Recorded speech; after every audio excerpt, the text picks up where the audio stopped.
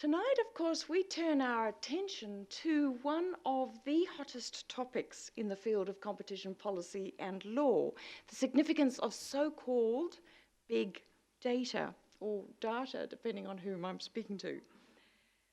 Now, an introduction to this topic invariably needs some incorporation of a mind-bending statistic, and to be honest, I had choice or information overload in that respect, so I'm going to give you a handful. We submit more than 60,000 search requests to Google every second. That's more than 3.5 billion a day. If you can't wrap your head around that, if all the data processed in one day by Google was printed in books and those books were stacked one on top of each other in a pile, they would reach more than halfway around the Earth to the moon. That's just in one day. By 2020, that's next year, there will be at least 40 zettabytes of data in the world. For those of you who can't think in terms of bytes, let alone zetta ones, that's the equivalent of 3 million books for every living person. And by 2025, 6 billion people, or 75% of the world's population, will have at least one data interaction every 18 seconds. I do wonder how they come up with those statistics. But I found them on Google, so they must be good. Given those stats, it's actually very little wonder that the word big data is now a word in the Oxford English Dictionary. No better indication that it has truly come of age. But tellingly, it's only been there since 2013. Beyond definitions, though, what does big data actually mean? And more to the point, how do we understand its significance? And its significance in this context, particularly for how markets work and how competition policy and law should respond. Fortunately, in tonight's keynote address, we have one of the world's best to guide us on the approach we might take to these challenging questions. Over the decade that we've been doing the Baxt event, we've been privileged to hear from many of the giants, amongst them when we kicked off with Bill Kovacic, Fred Jenny, Ellen L. Fox, Richard Wish, John Fingleton, Fred Hilmer, and last year David Evans. And tonight, on our 10th birthday, we are no less privileged. Chris Yu is a fairly rare breed in our legal circles, in that he is one of the scholars in this space who has a really firm grip on the need to understand the technology before we start pontificating about the policy, let alone the law. And he's applied this insight not just to the area of antitrust, but intellectual property, communications, and other areas of law that impact on the regulation of the internet. Not only is he extensively published with more than 100 scholarly works to his name, he's taught around the world, and as founding director of the Center for Technology, Innovation and Competition at the University of Pennsylvania, he's now producing innovative interdisciplinary programs that hope to bring together professionals with expertise in both law and engineering. So Chris is going to address us for about half an hour, and then we'll have a brief interlude for questions and comments from you. And then we're going to migrate to our panel on one of the most significant regulatory responses to the age of big data, and that's the introduction of Australia's Consumer Data Right. So over to you, Chris. Well, thank you very much, Karan, for the kind introduction, and more importantly for the invitation, and to the Baxt family and the other supporters. I will confess I miscalculated. I prepared a longer presentation than the time allotted, so I will not spend much more time on pleasantries, even though they would be much deserved, and proceed into the very interesting topic. What's fascinating to me is the level of interest globally and concerns about big data, in many ways signified most clearly by the Digital Platforms Inquiry here in Australia. You are by no means alone. This is an area of tremendous interest globally. And in fact, what you see is even in the United States, where we had some of these inquiries, you have ongoing actions going from the US Federal Trade Commission and the Department of Justice Antitrust Division. I'm not a big fan of the term big data. The benchmark for me for terms is whether they enlighten more than they obscure. And there are terms that can actually provide you with some interesting insights and bring out different aspects. My concern is terms like big data lump together large quantities of different behaviors and invite us to treat them as similar without analysis in ways that aren't entirely warranted. And so I could go through some of the other terms, such as calling data the new oil, and FANG, which is Facebook, Amazon, Netflix, Google, and GAFA, which is the same thing with Apple added. But I will tell you that, in fact, why I think that they need separate analysis is sort of the focus of my talk. What's fascinating to me is that there is also a simultaneous debate about anytime you see new technologies. You saw this with the internet, with what we once called internet exceptionalism. There was a number of people who said the internet is unlike anything we've seen before. It transcends borders. All the old rules didn't apply, and governments cannot control it. There's a famous quote from Bill Clinton that said that regulating the internet is like trying to nail Jell-O to the wall. What we've learned is Bill Clinton hadn't thought about China when he realized that, and we discovered that a country with a strong enough will can regulate the internet, and very thoroughly, should it so choose. More importantly, there was a critique where they talked about different people saying whether we could build off old principles or how to create new ones. There are now books saying what happened to internet exceptionalism, why did it die? I am probably one in that camp as well. I actually think that competition law, traditional competition law principles are very well suited to analyzing these markets. There are new glosses upon them.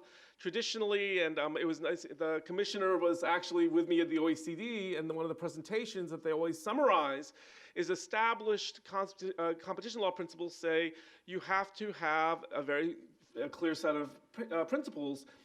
Does the challenge practice, does the actor have the ability to do the challenge practice? Do they have the incentive to do it? What's the net benefit to consumers? Are there compensating efficiencies? And can you fashion a remedy that will address them? Understanding that not every problem we see in the world can be addressed in this way. And all of those questions have to be motivated by a clear theory of harm and by empirical evidence, and particularly in competition law, where they're generally judicially enforced, in which the enforcement authorities bear the burden of proof. All these statements have to be met in order to build a solid competition law case. And that actually is a very sound set of principles that I think will resonate well. And in many cases, what I would say is what's missing now is the empirical foundation. And what I'm going to do is walk you through what I see of at least 4 major issues where I actually think there is a burgeoning empirical literature, not fully formed yet, but it can help inform some of the discussions that we're going to have, but can also set an agenda of the kinds of issues that we're going to have to address to resolve them. So the 4 of them one is what are the economies of scope in data and scale in data, and addition economies of scope. So part of it is how much data has to be in size in order to be helpful, and are there any limits to are there constant recurrence to scale that bigger is always better, or are there compensating trail-off benefits? Scope is not just how much data you have about one product, but about how many different products you might have, same principle. The second point I would make is that, in fact, data is not just about size, it's multidimensional. There are other aspects to the data than its raw size that are badly misunderstood and shielded by terms like big data. The third point is, in addition to the data itself, there's the role of a complementary technology, which is the algorithms themselves, and understanding that data by itself does nothing except take up space on a storage device. Understanding how that interacts with other aspects is what unlocks its value. And then lastly, there is a finding in the ACCC report in particular about the markets, and in fact, these are predominantly advertising markets. And so understanding the behavior of the business actors really requires an understanding of how advertising works, and in particular here, whether different forms of online advertising substitute for each other, and even more importantly, whether offline advertising substitutes for online. And again, for all of these areas, which I'll talk about probably too quickly one at a time, that there is a literature that is beginning to give some insights and can help us inform what we're going to do. So starting on the economies of scale and scope and data, what we normally think of in terms of scale economies is that most things benefit from, almost everything we have in the world that has some scale economies. You know, I'm a law professor. Teaching 2 students instead of 1 is a very cheap thing to do simply by putting another student in the room. Or if I'm negotiating a contract buying 1 unit versus 10 units versus 100 units, there's always some degree of scale economies. And it's fairly clear in data that the services that we didn't imagine 10 to 15, 20 years ago, but now depend on intimately, all are the result of aggregations of data and providing them to you. I'm the international traveler here. Those of us who are old enough remember what international travel was like once upon a time. You had to line up everything exquisitely, every hotel, every transportation, carry a guidebook like this. And now we just do it on the fly, kind of making it up as we go with maps taking us to wherever we want. It's just astounding what we're able to do. Now, the fact that there are scale economies doesn't mean that is often a leader to market failure. And in fact, if that's the case, being bigger is better.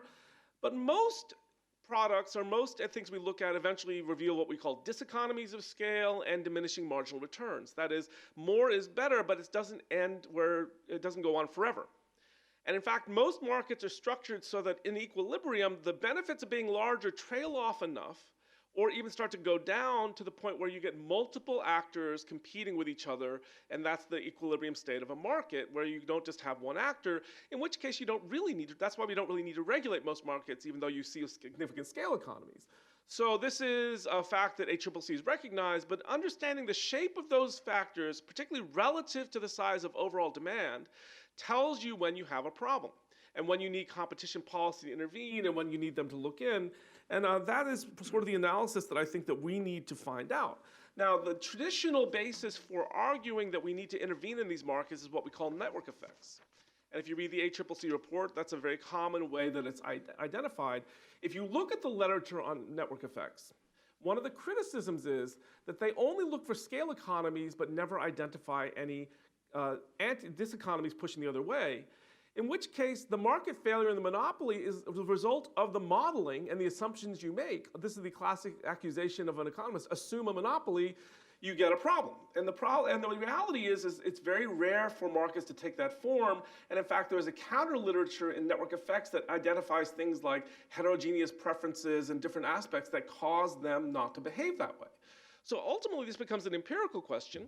Let's look at the empirics. So there are several studies, a handful of studies that have started to exploit this. Now, to preface in something I'll talk about, all the empirical studies I'm about to introduce you to, they are very, very hard to do. And you need usually some change in the state of the world where you can, that shows some difference that matters to you, and you look at what it was like before and after to try to understand this. And so these changes are rare. And they are often very unique and funny, but they are what we have, barring what we call experimental evidence, but the experimental evidence really only works on individuals, not on organizations and firms. So really, this is what we're left with. And there's also, and I'll give you an example of large retrospective studies and cross-sectional studies that are a number of the techniques we use. So the first paper that I'm going to introduce you to is by Leslie Chiu and Catherine Tucker. And they took advantage of a change in policy by Bing and Yahoo. They used to keep a lot of data to motivate their searches, and by a matter of their own change in policy, they cut them in half. And then the question became so they now have less data to use to base their search engine results on. What happened to the search quality? Did it go up, did it go down, or did it stay the same? And obviously, we have to have different metrics for measuring search quality. One of theirs is, did the person rerun the search? And they actually had a second metric as well. Their net conclusion was there was no difference in the quality of the search for the reduction in the total amount of data, which suggests that the scale economies in that data, it's suggestive, were not significant. And that, in fact, the Tucker and Chiu study really said that their conclusion was access to a long historical group of data doesn't necessarily, this evidence does not support that it gives you a competitive advantage. Now, as we know, this is not proof positive in a future case that we have. It's on one set of facts. But as we see a literature start to develop, you start to think about inferences you can draw, and at least at a minimum, it puts a burden of proof on the people who want to prove the counterfactual at some point. There's another study, and the reason I like this one is because Newman is a professor at Melbourne Business School who will be hosting us for dinner tonight, so this is one of your own colleagues, has done another really lovely study, again with Catherine Tucker from the previous study, where they were actually conducting field tests. They bought consumer profiles, or actually cooperated with the people who built, data brokers who built consumer profiles. And those computer profiles make assessments of what your characteristics are, whether you're male, female, your age, all these different demographic characteristics for marketing purposes. and that in fact they wanted to see how accurate they were. And they took it from a large number of consumer data brokers. But one of the more interesting things about it for our purposes is those data brokers varied in terms of the amount of data they had about the individuals. And one of the things that they asked themselves is, how good are these data brokers at predicting what people, their characteristics were? The answer was it varied widely, particularly with respect to gender. Their conclusion was you'd be better off flipping a coin than relying on the data. Which is an important thing to know, that none of this stuff is infallible. There's nothing magic about it. But in another study, a 2019 paper that Catherine Tucker, one of the co-authors, wrote interpreting this data, she did notice that the data was consistent with the idea that the profiles based on large amounts of data were actually no better at predicting these outcomes than broker profiles based on smaller amounts of data. And again, this is a nice experiment where we can look and see whether, if we thought that more data was always better, this is a very counterintuitive result. What you see on the facts is that that actually isn't improving quality. Now that suggests is that at some point, there's clearly some scale economies in data, but at some point there's enough. And that adding more and more and more doesn't necessarily improve your search results in a way that's particularly meaningful. Now that's economies of scale. There's another paper done by Pat Bajari, who's a University of Washington economist, but also the chief economist for Amazon right now, who studied not only the economies of scale in data, but also economies of scope. He was looking at Amazon products, and as you know, they make purchase recommendations based on your initial search, and one of the questions he asked is, are those recommendations better if you've had the product for a long time and therefore had more data on it? And also, are those recommendations better if you have multiple products in that category? That is, you cross-pollinate across categories as opposed to being within the product itself. And what this group found was that the longer you had the data, yes, the longer data you had about a product, you made better search recommendations, but it's decaying. And if you look at the theory, it has it's supposed to hyperbolically decay, getting closer and closer to zero, and under the relationship of 1 over the square root of t. And they actually did models that tested it both in the raw and trying to fit it to that model. And they largely found that the theoretical results seem to be true, that there is a diminishing marginal return effect. Yes, there's some benefit to it, but it gets smaller and smaller the longer the data gets, which is about what we'd expect. What's interesting also is on economies of scope, they actually found no benefit to having more data on more products in the same category. And that is a surprising result from their standpoint in terms of what they expected to see. And that in fact, what they also found is when they controlled for the number of products and the amount of time they've had it, there was a general downward trend, a general improvement in recommendation quality, even controlling for the amount of data you had and the number of products, which suggests that there's something else going on outside of the data and the number of products that's probably overall improvement in the algorithm itself, whether you call it learning by doing or data science, but that there is something that's going on that goes beyond actually the data, whether it's about the length of time or the number of products in this particular category. So again, that's all very, this is the 3 pieces of evidence that I think are the most salient. I think it's a very interesting one, and it's quite interesting is they do find this pattern of diminishing marginal returns, and that they do tend to show up in ways that you're not actually seeing in these actual implementations. Certainly in the first 2 papers, you don't see benefits to having more data. And I'll show you some other slides that will actually expand upon this, differentiating between different types of data that confirm largely this conclusion. Now, I will say you need more work. I mean, this is a very thin literature at this point, and any scholar who's worth his salt will tell you believe literature, not a paper. And in fact, we always have to be very careful about this. We want different methodologies. And in addition, even so, we need to really understand the magnitude of these effects and to make sure to have good policy. And in fact, there's variation across different product classes, even if it's generally true. How much is true for different types of products is really what you need to do. So there's a lot more work that needs to be done. But again, it's very suggestive of the direction. Now, what's interesting is in the ACCC report, but since we're here, this is normally part of my presentation, but on the lovely plane ride over from the United States, I said, well, the ACCC must have addressed some of these issues. And in fact, they did cite the Chiu and Tucker study. They didn't have the others before them. And what they noted is that the Chiu and Tucker results are not inconsistent with having more, the claim that having more recent data is better. And what I would say is that's an absolutely true statement, and I would not disagree with that in any way.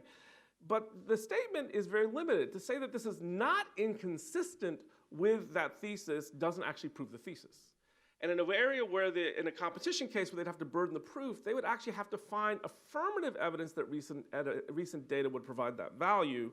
And that, in fact, we need to know not even if it does matter, how much it matters in order to make sensible policy out of this. And so, in fact, what we will start to see is we should see increasing studies where we could parse this finer and finer and possibly get more traction on this. And I think that the ACCC did a nice job with this report and worked very hard at it, but this is an area where we just frankly need more data. And that, in fact, I don't know that I've got answers to the question the other way, but we're starting to get studies that indicate at least some reason to be skeptical that more data is always better. All right. So let's talk about the multidimensionality of data, where we're actually going to return to the theme about scale because it shows up differently in different types of data. So the most common trope around different dimensionalities of data is about what they call the 3 V's. It's not just volume. They talk about velocity, that is how new the data is, again, consistent with what this is picking up on what the ACCC was pointing out to. And they also talk about variety, which in this case means how many different sources you derive the data from to have it become more robust.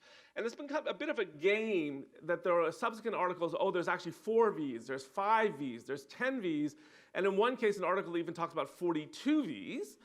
And the problem is you could probably keep going on beyond that, but the question is which ones really matter and how do they go? You know, how veracity is one, how accurate is it, how vulnerable it is, and you can see the others I've got up here. And the problem is that's probably all true in some way, but understanding which ones really matter and to try to quantify it would be important. I'll tell you right now, there is not yet a decent academic literature on any of them.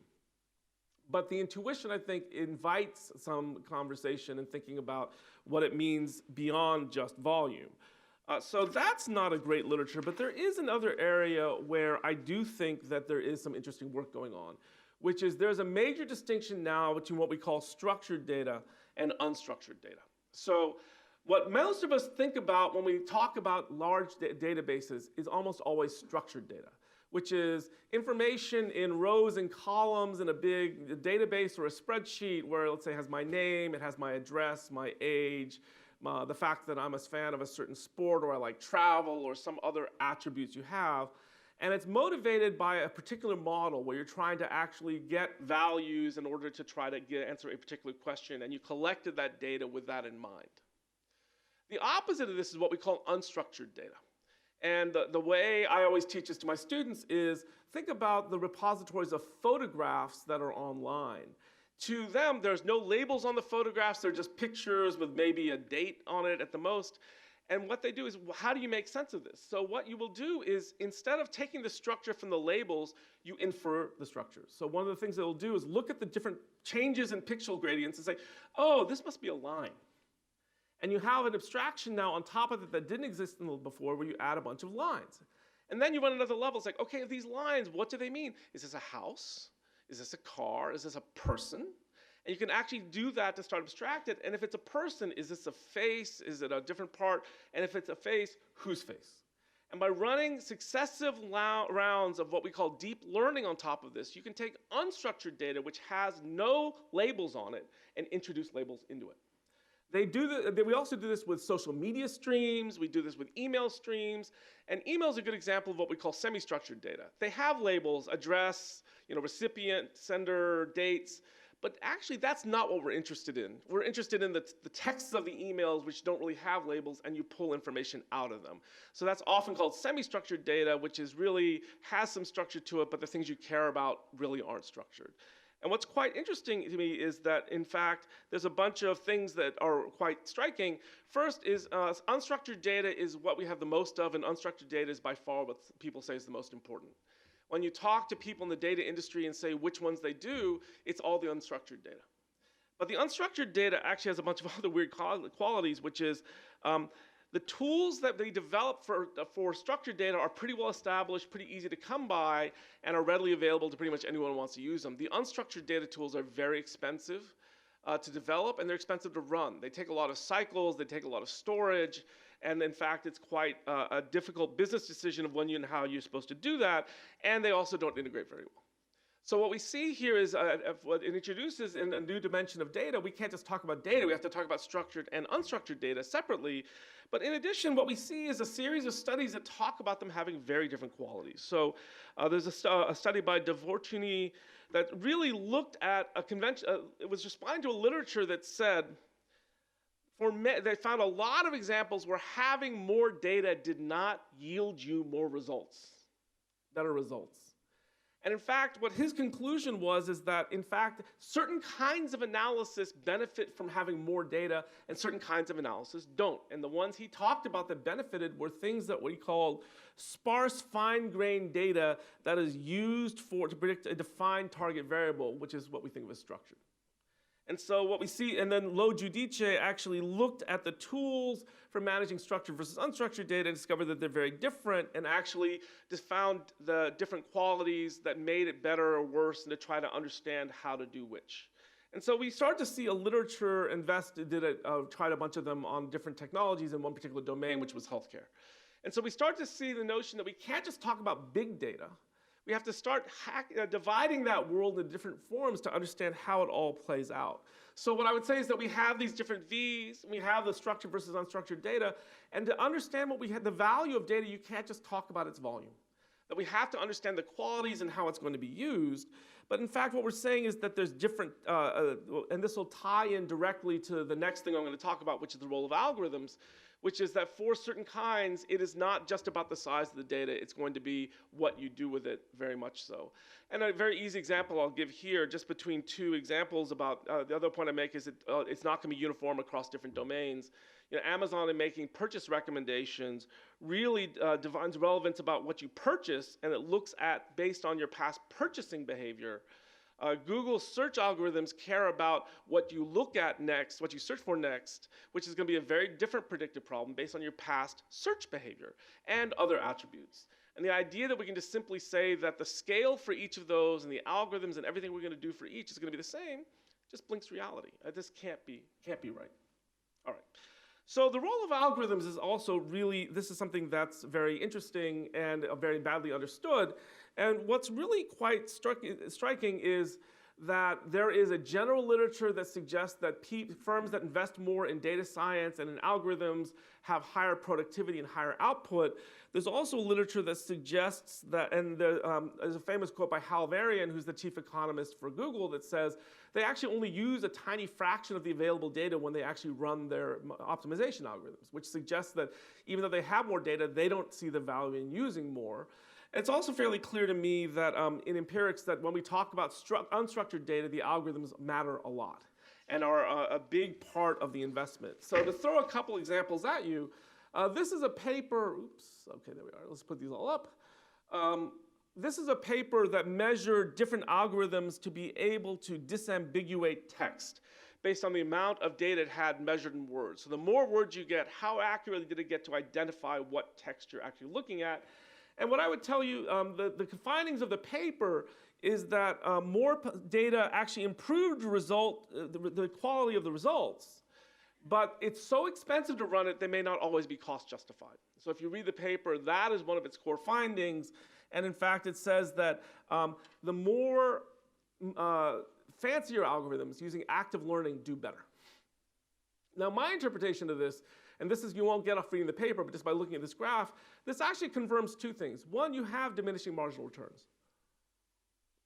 And for those of you who don't do math, the bottom is a log scale.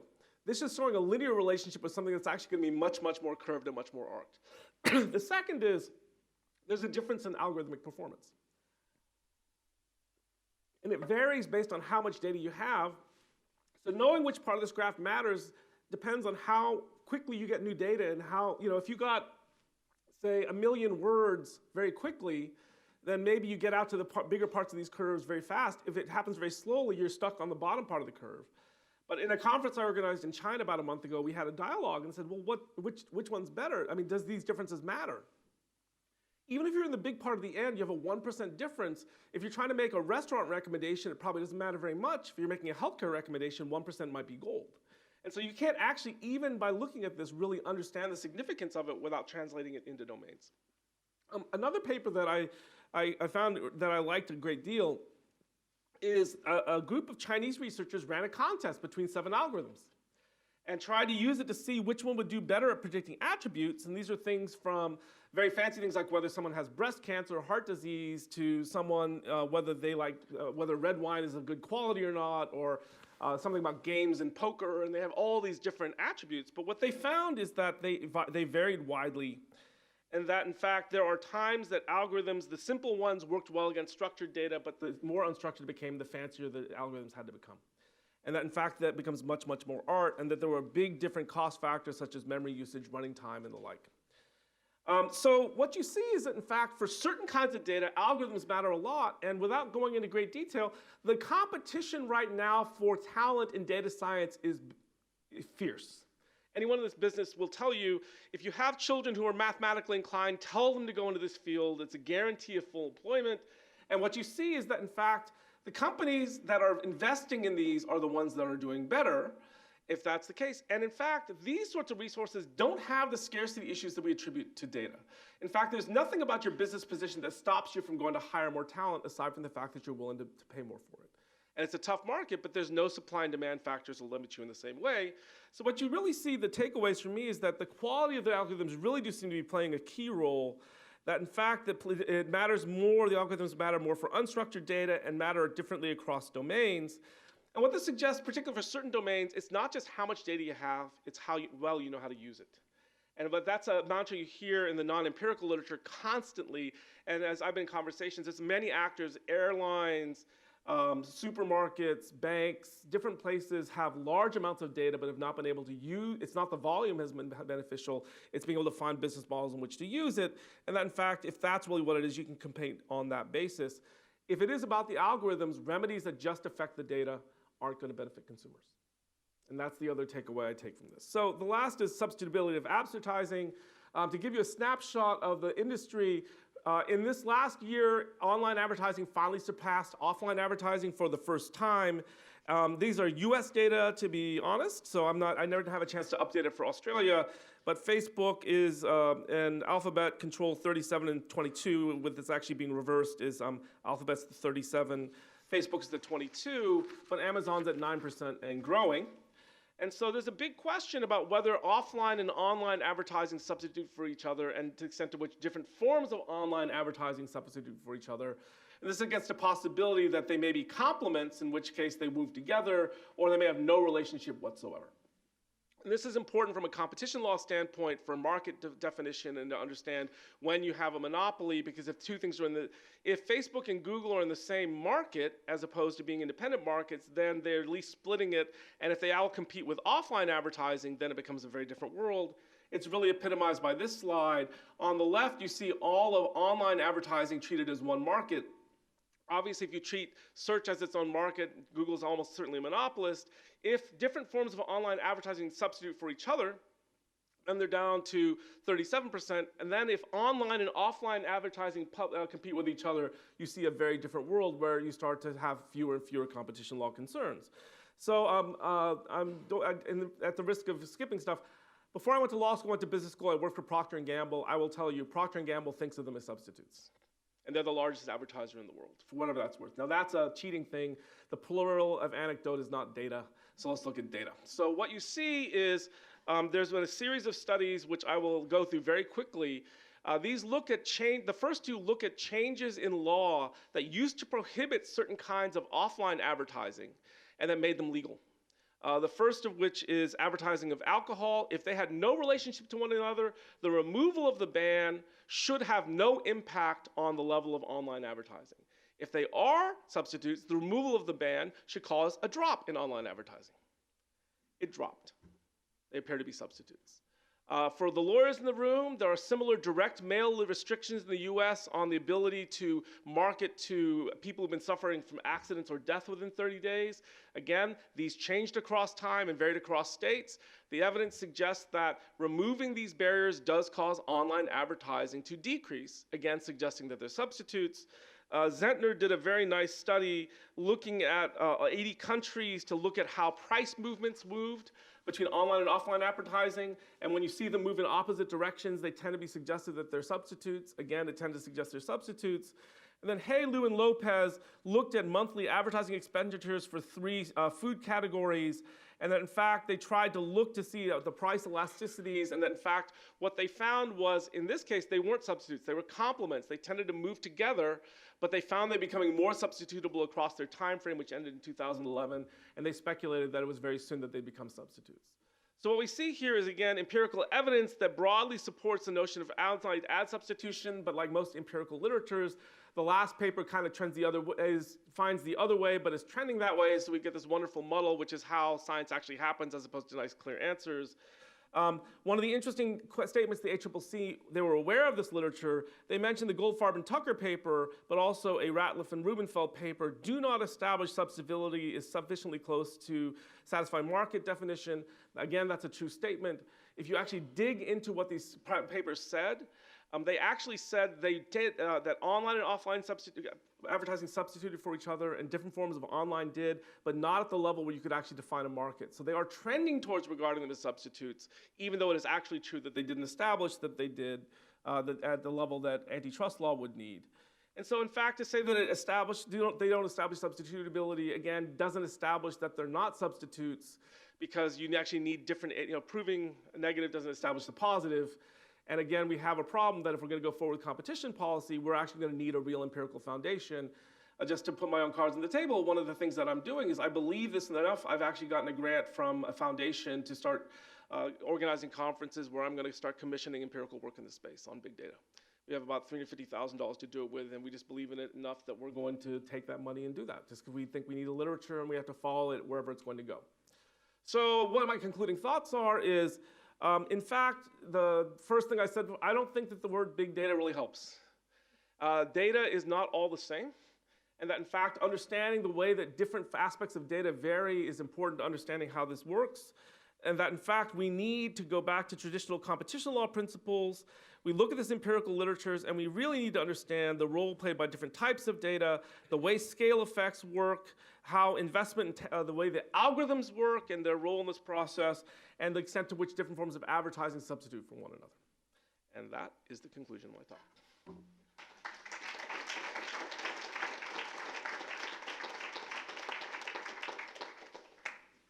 Thank you, Chris. Wow, sounds like I need to stop using the word big data altogether, although if one was to say that to conference organizers around the world, I think they'd be concerned if they used small data in the title, they wouldn't get such a turnout. But thank you very much, and we do have a chance for a few questions. So I'm going to ask two things, because Coron's picked on me. Yeah. So first off, should we actually start with an assumption that there should be decreasing returns to scale in data simply by the laws of statistics? I remember back when I first did my undergrad statistics course that basically you went 1, 2, 3 up to 30 and then you jumped to infinity because it didn't matter once you had 30 data points. Basically, the added value of the extra data was irrelevant. So that's the first question. Second question, slightly more difficult, I suspect, is where you do have data and where it's determined to be valuable, is there a role for regulation to create access regimes for that data? And I'll give you a concrete example. Credit data, which is held by banks, which is used for, in Australia at least, so that they can effectively use their own weights for under the prudential regulations. The 4 big banks have a huge advantage on the other banks simply because of the data that they have, the historic data. Should, in that situation, the government, or is there a role for the government to say, well, actually, to improve entry or to improve competition, we would want an access regime over that data, some form of access, so that competitors can, in a sense, get around that barrier? So you asked a technical question. I'll give initially a technical answer and then a non-technical answer. The magic about the 30 data points assumes that the data we're talking about obey the central limit theorem. There are, particularly in the internet, more on traffic side, it's notoriously fractal and it doesn't obey the central limit theorem, in which case you can't reliably expect it to collapse to normal. And so you don't actually know the behavior. On a slightly less techie side, the big question is, even if there are diminishing returns to scale, or even diseconomies of scale, we need to know not just that they exist, but how big they are relative to the overall market demand. Because a natural monopoly can be for things that have increasing returns to scale, but if the entire market is satisfied when you're still in the declining portion of the average cost curve, we have failure. And so what we need to know, understand is the magnitude of these effects and understanding them. So just, yes, even with all the, even assuming what we may already know, we need to know the magnitudes and the relative sizes. About the question about whether banks have advantages and whether we should do a portability or access regimes, there's two answers. One is that, again, we have to inform whether, in fact, they have the data confers the competitive advantage that we're positing here. And to do that, we do the kinds of analysis we're talking about. But the second thing I would say is the last part of the analysis I said is, can we create an effective remedy? And the difficult thing is whether access remedies will work here. And what's fascinating to me is a lot of my work is in another part of the HCCC's jurisdiction, which is about network regulation. I came at this as an internet guy originally. And that tradition has lots of access regimes, many of which have completely failed. And there's a new literature coming up or a science saying, when does that work and when does it not? And there's a series of principles when the product is relatively simple, when the technology is static, when don't need a lot of investments, and these different aspects to it that actually make it very questionable about it gives you some pause about when you actually do those regimes, because a lot of the best intentioned access regimes have not worked out very well for reasons that we can discuss later if you're interested. The other thing is there's a huge tension between data portability even when it exists as a pro-competitive standpoint, and a huge data protection problem. Because today, privacy policies work as a matter of contract between who you give the data to. If it's then ported to somebody else, that contract no longer binds. And unless we create something like a property right in data where that obligation runs with the data, you actually have a data protection problem that follows on to that remedy as well. So thinking through all the aspects of the remedies, whether they're actually implementable and what collateral consequences will come, becomes an important part of remedy design.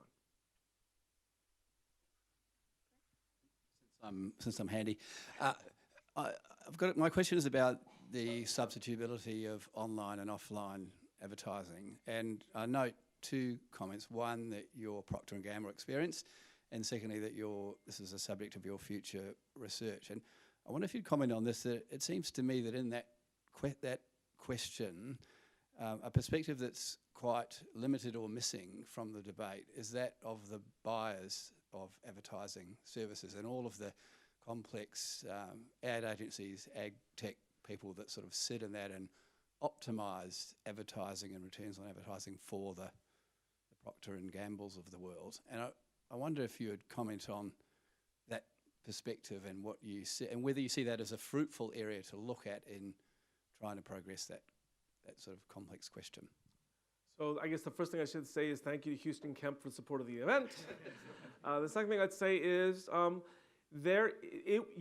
can conceive of a case being made against ad tech, but would require completely different facts. At that point, we're not talking about the amount of data you have.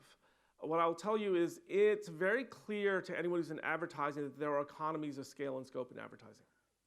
And that is not really pinned to the amount of data you have and the targeting you do. It has to do with the media buying industry, which is very complicated and has always been quite concentrated for reasons, and probably has become more so the last decade. And the ability to, how those economics work out are very, very different and don't have anything to do with the empirics that I presented today. It has to do with that technology, those buyers, and in fact, what the natural structure of the market is. What I would say, like everything else, if it can satisfy the same traditional analysis of having the incentive, the ability incentive, welfare impact or remediability based on a theory and empirics, that case should be made. And in fact, I believe the EU is pursuing an ad tech case right now against Google. It's one of the recommendations of the ACCC report. There's no principled reason not to explore that. The question is, we'll have a different set of presentation about the empirics you need to make that case. Instead of just assuming, oh, this is big is bad. That's the one consistent thing of the last 50 years of competition law. We no longer assume that big is bad, particularly in high-tech industries. Could I just ask you, what are the implications of your lecture for the view that Google and Facebook have got market power? So again, having to hedge a little bit in the sense that these are just a few suggestive studies, but assuming that you could expand them into a more, if the rest of the literature is consistent this way, it would suggest that that we should define advertising markets more broadly, that the relevant paid market here is the advertiser. Many people say, I tell my students, I teach privacy as well as antitrust in different aspects. I tell them, if you're getting a valuable service for free, you are not the customer, you're the product. They're selling access to you into an advertising market, and it seems uncomfortable, but this was broadcast television for most of the early part of our lives. There's nothing sinister, it's just a different way to finance an industry. And we see this in newspapers. There's some that are ad only, there's some that are subscription only, there's some that are a mix. And so this is just a different way of financing it, but if that's the case, we would have to make the argument that the 20% market share of Google in the US advertising market is enough to confer market power. And what we'd have to do is actually chop it up, if I were to do this honestly. There may be some small segments that are really captive to different forms of advertising. I think about this as restaurants are a differentiated product market as well. There are some people who fall in love with a particular restaurant. Yes, that restaurant has tremendous market power over that person. It doesn't cause a market to fail. The question is, when do these dynamics become so problematic where there are relevant markets that are defined that only can use one channel, that we'd have that particular problem? And that first is you use that to define the market. And the second is you have to figure out its responsiveness to scale. In fact, is there a theory where the kinds of data that they hold can lead to market failure? And then just follow the whole line down. So my inclination is that it tells you to turn nice corners and inquire. But if scale is limited and substitutability is there, the advertising case has a lot of uphill slogging to do to actually establish a set of facts. But whether that ends up being the case, you have to go through the whole analysis to find out where you are. I'm afraid in light of time, although we can always trust Ellen to get straight to the nub of the issue, we will need to move on. But again, if you could just put your hands together and thank Chris for me. Thank you.